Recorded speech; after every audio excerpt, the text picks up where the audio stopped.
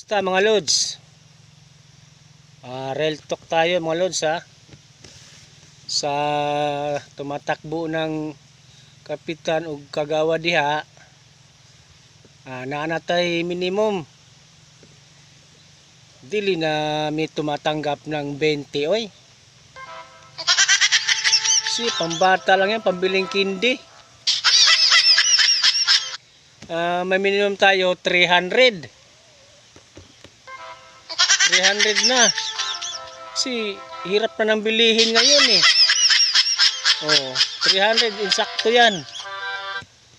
100 pang bugas, 100 pang ulam, 100 pang fighter na lang. Kasi di na magkasya pang tanduay. Tandaan nyo. Maraming salamat po.